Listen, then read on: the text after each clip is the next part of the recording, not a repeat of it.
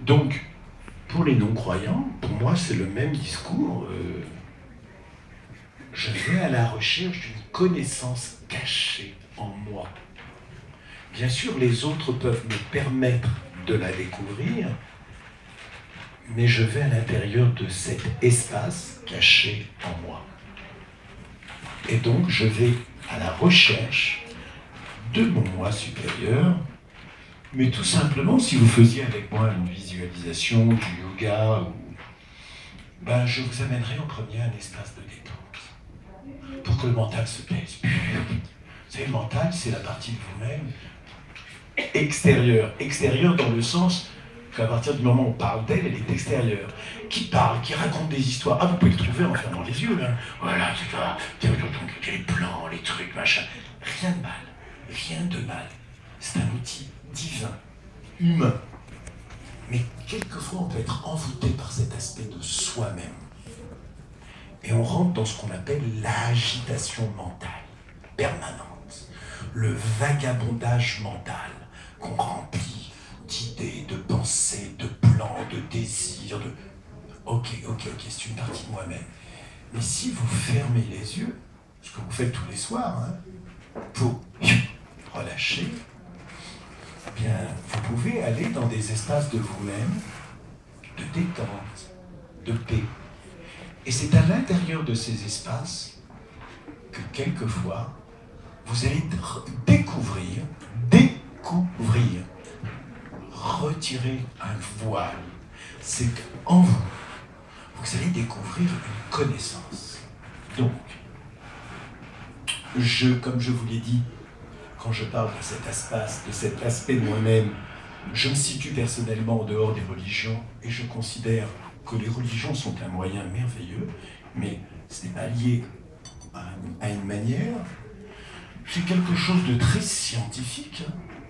Vous savez que dans beaucoup de théories maintenant scientifiques, on cherche à voir ce qui se passe quand on ferme les yeux, qu'on rentre en méditation, et on découvre, je ne vais pas vous les indiquer, qu'il y a des ondes particulières qui guérissent carrément les organes. C'est-à-dire qu'ils ont un pouvoir de guérison des organes. Donc ce que je vous dis, je pourrais vous sortir un livre sur une conférence, parler de certaines personnes qui en parlent avec plus d'intelligence et de connaissances que moi. En fait, ça peut être scientifique. Donc, le moi intérieur, le moi supérieur, il est en chacun de vous. Et il n'attend que votre bon vouloir pour se manifester. Pour se manifester dans votre vie. Donc, le thème de la conférence, c'est comment dialoguer, communiquer exactement avec ce moi supérieur. Quelqu'un m'a posé tout à l'heure une question.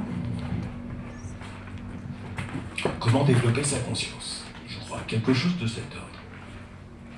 Moi, je n'ai pas une réponse à vous donner toute faite dans un petit papier. Vous allez sortir, elle est à vous. J'en ai pas, hein. Je vais vous en donner, hein. Mais c'est à vous de découvrir le chemin qui vous est propre. C'est merveilleux parce que nous sommes tous des êtres uniques. C'est merveilleux, c'est-à-dire que vous dépendez de personne, bien sûr pas de moi, ni de votre grand-mère, ni de la bonne humeur de votre ami. C'est dans vos mains à chaque instant. À chaque instant, vous décidez quel monde vous créez. Un monde de misère, de violence, de ressentiment, de haine, de discrimination, que vous pouvez justifier à vos yeux par des croyances qui sont les vôtres. Et vous allez, si vous avez ces croyances, peut-être faire comme Reagan et Bush, qui va faire une guerre sainte contre les méchants, ou vous allez vous mettre des bombes et faire une autre guerre sainte. C'est votre choix. C'est le choix de chaque individu à chaque instant.